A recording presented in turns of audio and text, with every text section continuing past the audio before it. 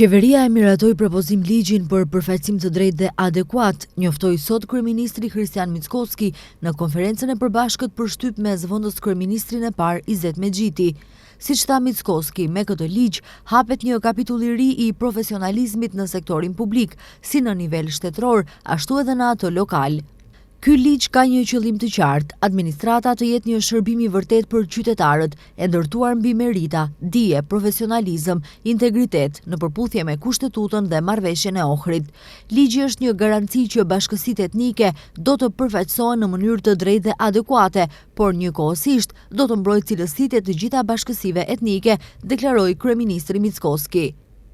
Për zëvendës kryeministrin e parë Izet Mexhiti, miratimi i propozim ligjit për përfaqësim të drejtë dhe adekuat nga ana e qeverisë përbën një moment historik, sepse siç tha ai, për herë të parë përfaqësimi i drejtë dhe adekuat si kategori kushtetuese që nga viti 2001 merr një zgjidhje të qartë dhe të plot ligjore.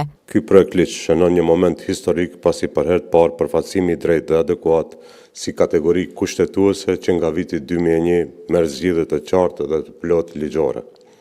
Edhe pse është dashur të rregullohet me ligj që nga viti 2003. Kjo çështje është lënë peng i vullnetit politik për më shumë se 2 dekada.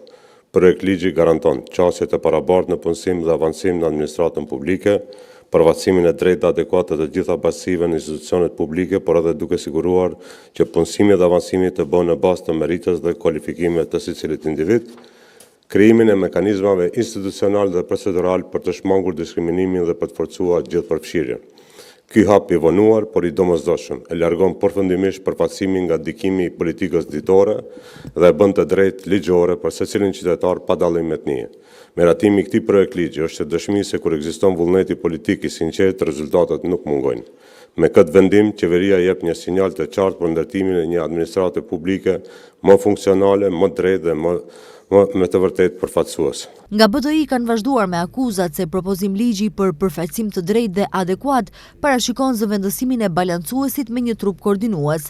Aleanca për shqiptarët kërkon tërheqjen e menjëhershme të këtij propozimi dhe nisjen e një procesi të ri, gjithëpërfshirës dhe transparent, në të cilin përfaqësuesit shqiptar do të kenë rol thelbësor në hartimin e një ligji të drejtë, të zbatueshëm dhe me mekanizma të qarta detyruese për zbatim. Ministri i Administratës Publike, Goran Minçev, tha se ligji për përfaqësim të drejtë do t'i dërgohet Komisionit të Venecias dhe më pas do të hyjë në procedurë parlamentare.